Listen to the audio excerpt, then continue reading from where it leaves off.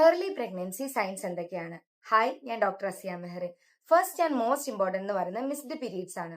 Regular ആയിട്ട് periods വരുന്ന ഒരു സ്ത്രീക്ക് പീരീഡ്സ് മിസ്സായാൽ അത് നമുക്ക് പ്രഗ്നൻസിയുടെ സൈൻ ആയിട്ട് കൺസിഡർ ചെയ്യാം. Next is nausea and vomiting. ചിലർക്ക് ഛർദിലായിരിക്കും, ചിലർക്ക് നെഞ്ചരിച്ചിൽ പോലുള്ള സിംറ്റംസ് ആയിരിക്കും കാണുന്നത്. ഇത് പ്രഗ്നൻസി ഹോർമോൺസിന്റെ കൂടുതൽ കൊണ്ടാണ് വരുന്നത്. ഇതിനെയാണ് നമ്മൾ മോർണിംഗ് സിക്നസ് എന്ന് വിളിക്കുന്നത്. ടയർഡ്നെസ്, നന്നായിട്ട് റെസ്റ്റ് എടുത്താലും ക്ഷീണം മാറാതിരിക്കാം. മൈൽഡ് ക്രാംസ് ആൻഡ് സ്പോട്ടിംഗ്, ചിലർക്ക് പീരീഡ്സ് പോലെ സിമിലർ ആയിട്ടുള്ള പെയിൻ കാണാവുന്നതാണ് ഇനീഷ്യൽ സ്റ്റേജിൽ. ഇത് ഇംപ്ലാന്റേഷൻ കൊണ്ടാണ്. അതുപോലെ തന്നെ മൈൽഡ് ബ്ലീഡിങ്ങും കാണും. ഇത് നോർമൽ ആണ്. എക്സസ് ബ്ലീഡിങ്ങോ പെയിനോ ഉണ്ടെങ്കിൽ നമ്മൾ ഡോക്ടറെ കൺസൾട്ട് ചെയ്യണം.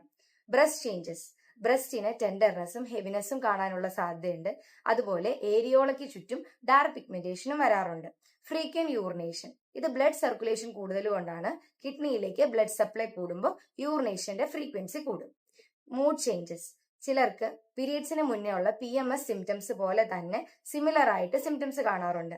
അതായത് നല്ല ദേഷ്യം വരിക, കരച്ചിൽ വരിക, നല്ല ഇറിറ്റബിൾ ആയിട്ടിരിക്കുക. ഇതൊക്കെ കോമൺ ആയിട്ടുള്ളതാണ്. നമുക്കത് പീരീഡ്സിന്റെ ആണോ പ്രഗ്നൻസിയുടെ ആണോ എന്ന് ഡിഫറൻഷിയേറ്റ് ചെയ്യാൻ ഡിഫിക്കൽട്ട് ആണ്. ഇനി ഈ സിംറ്റംസ് എല്ലാം ഉണ്ടെങ്കിൽ പോലും നമുക്ക് പ്രഗ്നൻസി കൺഫേം ചെയ്യാൻ പറ്റില്ല. അതിന് നമ്മൾ പ്രഗ്നൻസി യൂറിൻ ടെസ്റ്റ് ചെയ്യണം. അതുപോലെ തന്നെ ഡോക്ടറെ കൺസൾട്ട് ചെയ്യണം. Save this four later and share with expecting moms.